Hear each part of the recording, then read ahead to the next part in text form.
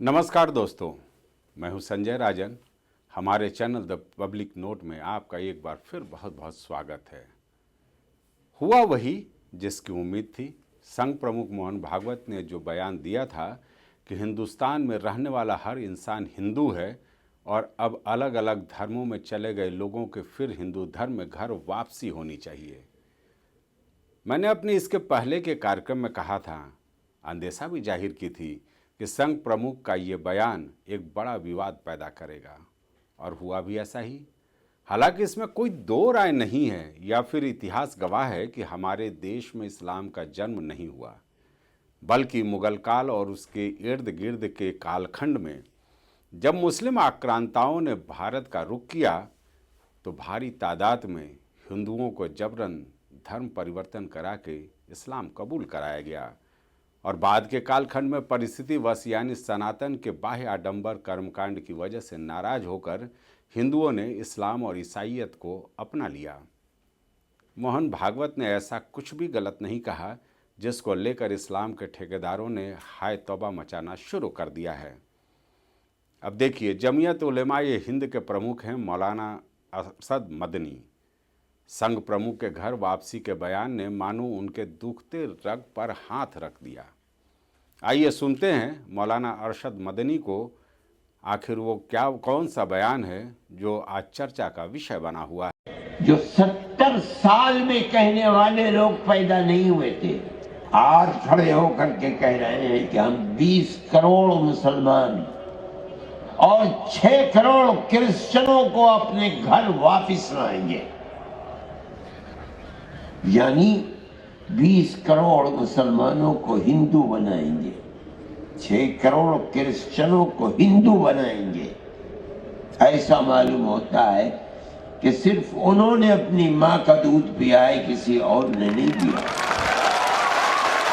जमीयत उलमा हिंद, मुल्क तो बर्बाद हो जाएगा। ये तो फैसला कल करेगा, आने वाला दिन बताएगा।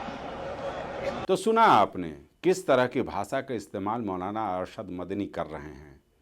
भाई, वो तो माँ का दूध का जुमला देकर सीधे तौर पर संघ प्रमुख मोहन भागवत और बीजेपी के तमाम नेताओं को चुनौती दे डाल रहे हैं।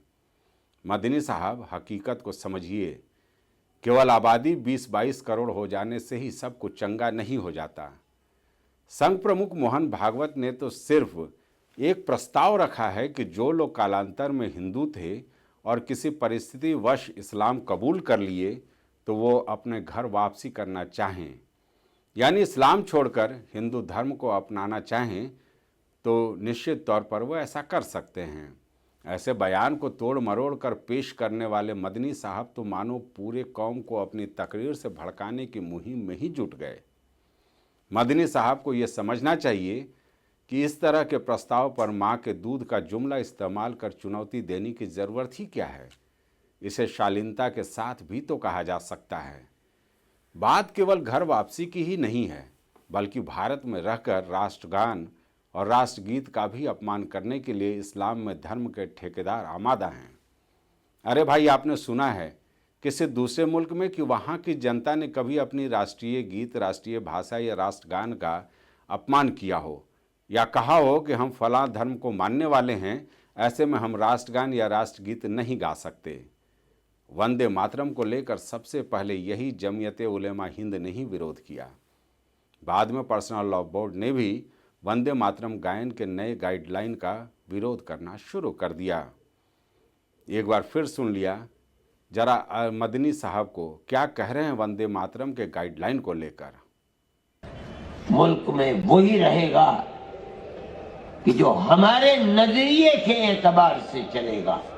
न कोई दूसरा मजहब होगा, न कोई दूसरा पर्सनल लॉ होगा। जिसको रहना है हिंदुस्तान में मातरम कहना है। हम ये समझते हैं कि ये चीज इस मुल्क की गली गली, कूचे कूचे खून बहाने वाली, आग लगाने वाली चीज है। गजब हालात हैं साहब, गंगा जमुनी तहजीब का नारा बुलंद करने वालों का।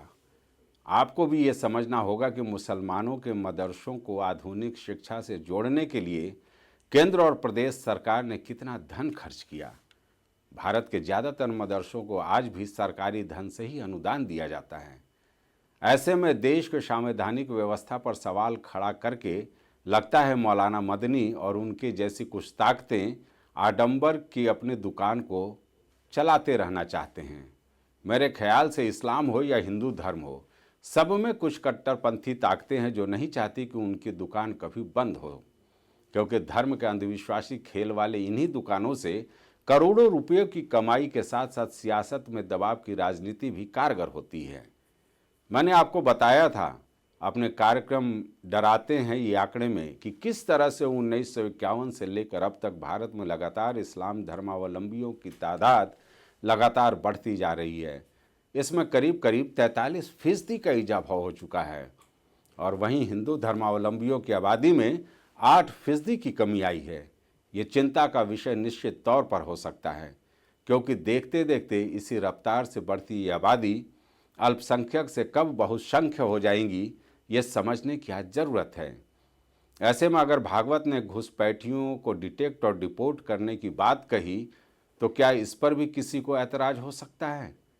लेकिन भारतीय लोकतंत्र है, इस पर भी सियासत निश्चित तौर पर होता रहेगा, हुआ है और होता भी रहेगा।